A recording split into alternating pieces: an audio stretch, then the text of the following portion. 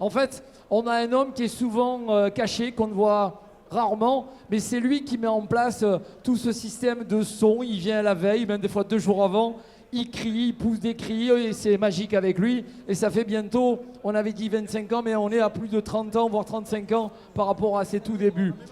Cet homme, en fait, c'est avant qu'il vienne, c'est Xavier Vaccaris. Moi, ce que je voulais dire, c'est que Xavier Vaccaris, pour moi, c'est un homme hyper important.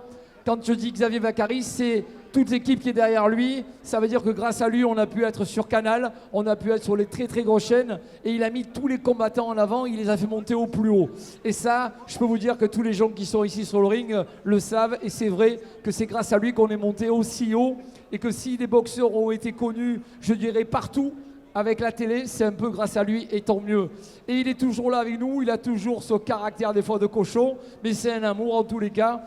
Et ce soir, Zef voulait lui rendre un hommage un peu particulier. En fait, c'est Xavier qui veut rendre un hommage. En fait, c'est lui qui va nous expliquer. Et je voudrais qu'on l'applaudisse. Je sais que ça va un peu le toucher, mais tant mieux, il va venir nous rejoindre. Xavier Vaccaris, s'il vous plaît.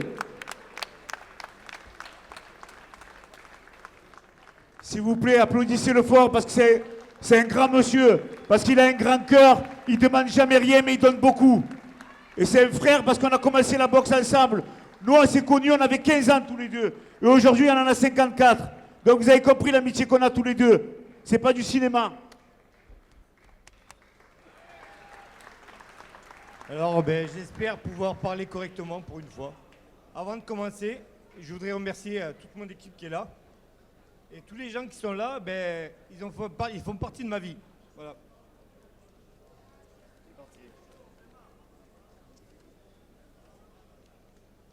J'aime pas me présenter en public parce que je suis quelqu'un de discret. Même si je gueule, mais devant le public, j'aime pas parler. J'aime pas me montrer. Cette salle et cette cause, pour le Resto du Cœur, me touche énormément. J'ai fait mon premier combat de judo il y a 47 ans ici. Ouh. Zef, ça fait 37 ans qu'on a commencé à s'entraîner ensemble. Christian Robert m'a signé mon premier diplôme d'entraîneur il y a 33 ans. Ça fait déjà un petit peu moment. Voilà. Zef, chose que vous ne saviez pas, c'est que quand on s'est connus, on avait des cheveux tous les deux. Voilà. Donc, cette cause, pourquoi elle me touche et cette salle, elle me touche. Donc, il y a 25 ans, j'avais déjà 2 enfants, j'ai voulu me lancer dans le sport de combat. Pendant une courte période de ma vie, je n'avais pas assez pour faire vivre ma famille et les nourrir correctement. Donc, je sais ce que c'est de ne pas pouvoir manger à sa faim tous les jours. Je me suis battu tous les jours pour réussir à vivre du sport de combat de ma passion. Et tous ceux qui me connaissent vraiment à l'intérieur, ils savent qu'avec moi, c'est impossible de crever de faim. Je casse les couilles pour manger, mais quoi qu'il arrive, tous, ils mangent à leur faim. J'ai perdu ma mère il y a 9 mois et j'en souffre tous les jours. J'ai 2 services à demander au public aujourd'hui. La première, c'est que dans ma famille, les hommes, on ne dit jamais, presque jamais, je t'aime.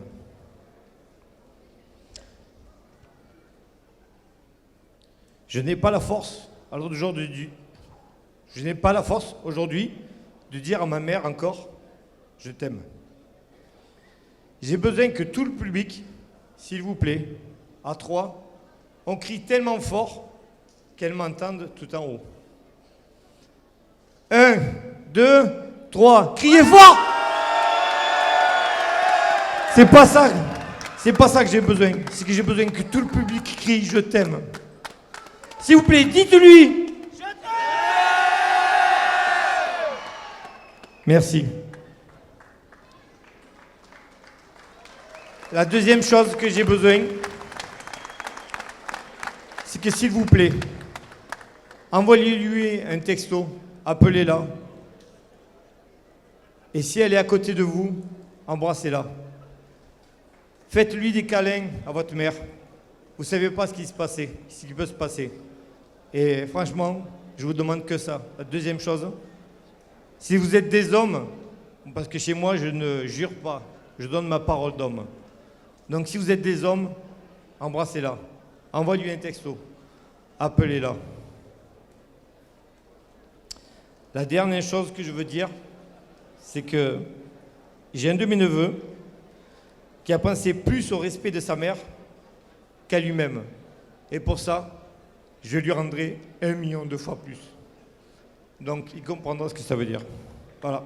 Pensez à votre mère, pensez à votre père. C'est la chose prioritaire. Voilà.